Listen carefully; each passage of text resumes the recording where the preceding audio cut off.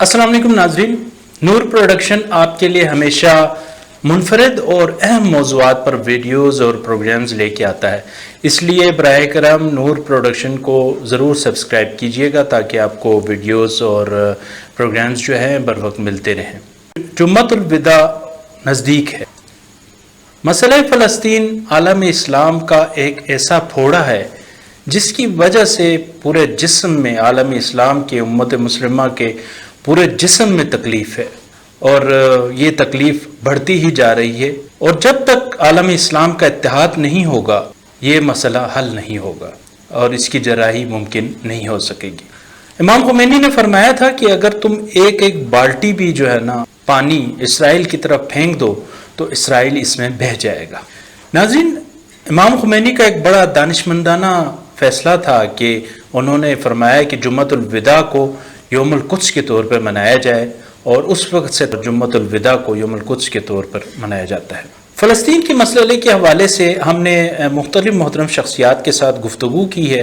आइए हम आपको उनकी मुख्तसरन गुफ्तगू सुनाते हैं। इसराइली गवर्नमेंट ने मज़ालिम के पहाड़ तोड़े हैं हमारे फ़लस्तीनी भाइयों पे, और वो रोज़ बरोज़ उन पे जो है वो जुल्म में इजाफ़ा हो रहा है, और इसलिए हमारे सब के पाकिस्तानी मुसलमानों के दिल धड़कते हैं अपने फ़लस्तीनी भाइयों के लिए, और वो बड़े कंसर्न फील करते हैं। क़िबला अव्वल पर कब्ज़ा किया है, और वो गासिब है, वो जालिम है, वो कातिल है, और ख़ुद इसराइली रियासत एक नाजायज़ रियासत है।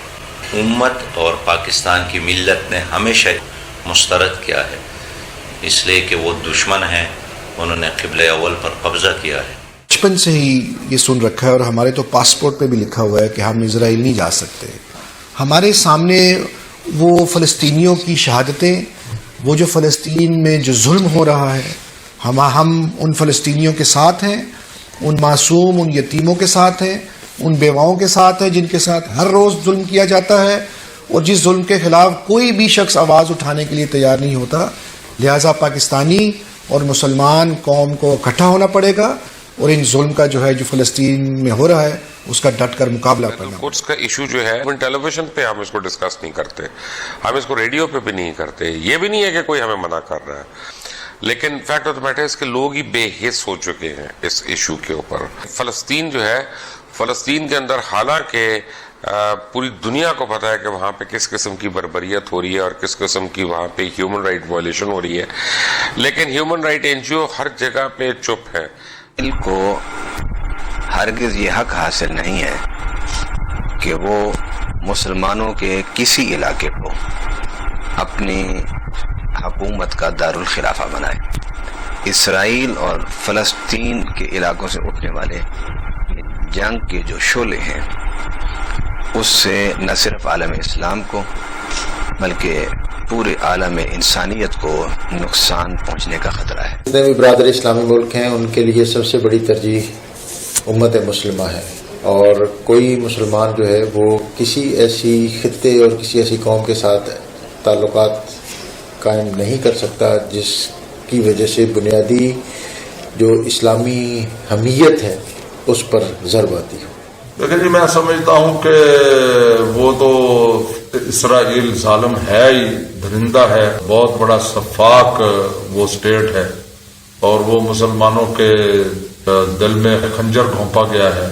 तो इसलिए मुसलमानों का फर्ज ये है वो अपने इख्तलाफात खत्म करें और अमन से और सुकून से रहें। और वसाइल हैं वो जंगों पर आपस में खर्च करते रहेंगे हम, तो ये मसला फिर हमारा ना फ़लस्तीन का हल होगा ना इसराइल का हल होगा। मामला जो है वो मुस्लिम उम्मा को इतनी जुर्रत और गैरत का मुजाहरा करना चाहिए, और वो जो अभी आप इब्तिदा में फरमा रहे थे कि बाल्टी पानी डाल दें तो वो डूब जाए, सचमुच वो ऐसे ही हैं और इंतहाई बुज़दिल लोग हैं, मगर हम उनके मुकाबले में खड़ा होने का सोचते ही नहीं है। जिस दिन ये सोच लेंगे उसी दिन दुनिया में तब्दीली का आगाज हो जाएगा, और ये एक बहुत बड़ा लम्हा फिक्रिया है इस वक्त कि वो मुसलमानों की तादाद का 1% भी नहीं है। वो जो जुल्म कर रहे हैं उस पे अक़वाम आलम की खामोशी वो एक मानी रखती है। आखिर वो क्यों जुल्म के वो सारे आसार पूरी दुनिया में सोशल मीडिया पे جو جا رہی ہیں، اقوام عالم اس کی طرف متوجہ کیوں نہیں ہوتی؟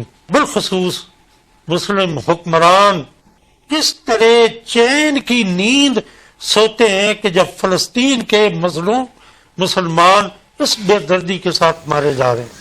ناظرین، آپ نے محترم شخصیات کی باتیں سنی، جس سے ہمیں اندازہ ہوا کہ واقعی میں جب تک عالم اسلام کا اتحاد نہیں ہوگا، جب تک مسلمانوں کے درمیان اتحاد و یگانیت کی فضا پیدا نہیں ہوگی، ہم لوگ اس مسئلے میں کامیاب نہیں ہو سکیں گے۔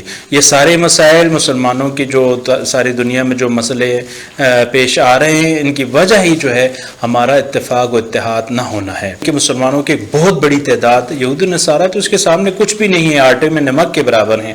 اگر ہم وحدت و اتحاد و یگانیت کی فضا قائم کریں اور مل کر اس مسئلے کا مقابلہ کریں تو کوئی مشکل نہیں ہے کہ مسئلہ فلسطین حل نہ ہو۔ اس کے ساتھ ہی شبیر احمد شگری کو اجازت دیجیے۔ اللہ حافظ۔